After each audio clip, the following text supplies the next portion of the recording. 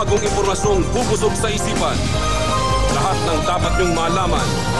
Mainit-init na ihahain ni na Rafi Tulfo at Amelin Veloso. Makisalo na sa Balitang Tapat! Narito mga balita ngayong araw.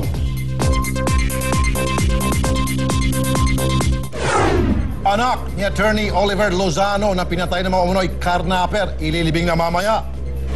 2 karnaper patay matapos makipagbarilan sa mga pulis Maynila. Mga paraan para makaiwas sa mga karnaper, alamin.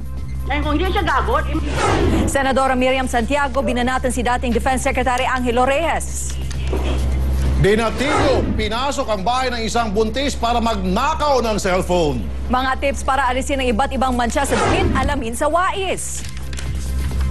At sa itimpi mo kay Tulfo, reklamo ng mga tricycle driver sa mga kolorom na jeep na bumibiyahe ng Las Piñas, susubukan nating aksyonan. Ililibing nga mamayang hapon si Emerson Lozano, ang car dealer na pinatay at sinunog pa matapos daw karnapin ang kanyang sasakyan noong isang linggo. Para bigyan tayo ng update, may live report si Franz Noguera mula sa St. Peter's Chapel sa QC.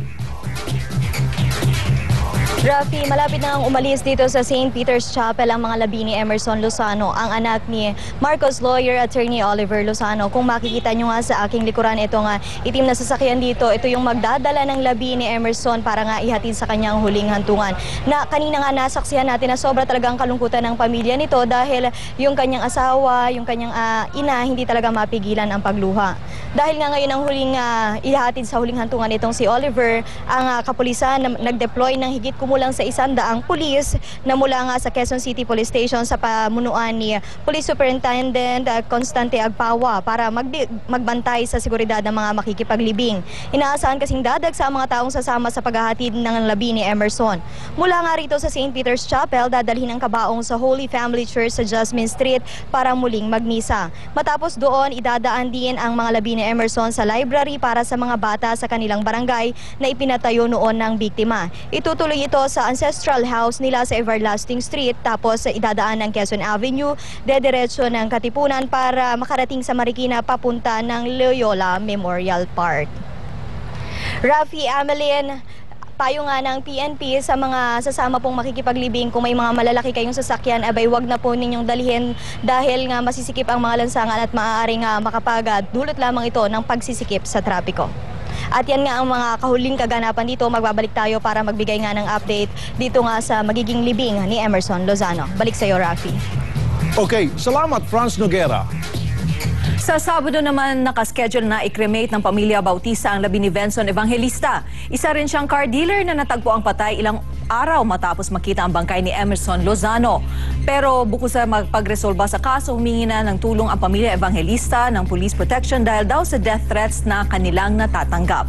Live mula sa Loyola Memorial Park sa Marikina, si Maricel Halil. Maricel.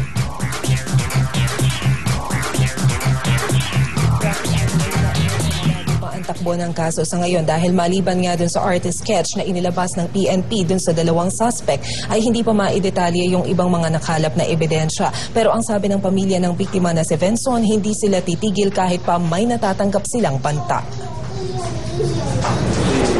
Aminado ang ama ni Benson na si Arsenio Evangelista na kahit papano ay may takot din sila dahil sa death threat na natatanggap niya.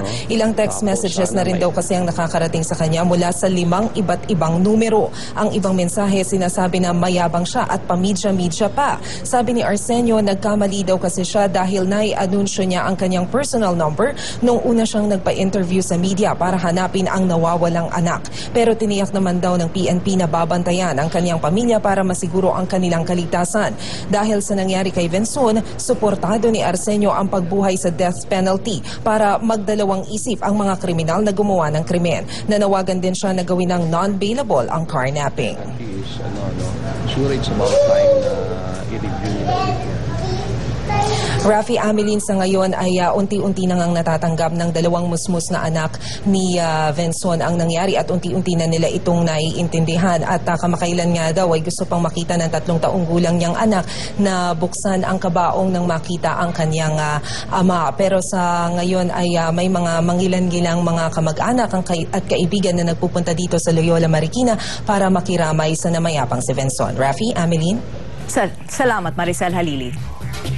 Kalaboso ang isang lalaki na nagnakaw daw ng cellphone sa loob mismo ng bahay ng buntis na ginang sa Maynila. Ang suspect, abay, nangatuwiran pa siya. Siya raw dapat ang magreklamo. Kung bakit, ibalita mo, Carla Lim. Nanggigigil sa galit ang 7 buwang buntis na si Aleli Nagit sa 19 anyos na si Ronald Arsenio. Pumasok daw kasi sa kanilang bahay ang suspect sa katinangay ang kanyang cellphone bandang alas 9 kagabi. Ginawa nung kaibigan ko, sige taas mo yung damit mo. Pagtaas ng damit niya, nakita nakaipit yung cellphone ko. Tapos kinuha nung kaibigan ko, sabi, eto ba? Sabi ko, oo. Pagka ganun nung kaibigan ko, tumakbo siya.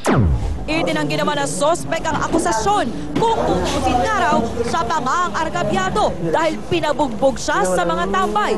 Patunay raw ang mga marka at sugat niya sa mga kamay at paa. Siyempre po nakakainis. Nabol po nila ako. Tapos yun, nabutan po, pinagbubugbog po. Dahil sa pagtanggi sa bintang ng suspect, lalong nag-init ang ulo ng buntis na nagre-reklamo. Gusto nga ba natin uli eh? Kaya nahawa na ako eh. Desidido sinagit na ituloy ang asuntong theft o pagnanakaw laban sa suspect. Carla Lim, News 5. Natuluyan na isang lalaking gusto raw magpasagasa sa Pasay City. Ang nakabundol na driver kusang isinuko ang sarili niya sa presinto. Ibalita mo, Mia Reyes. Dito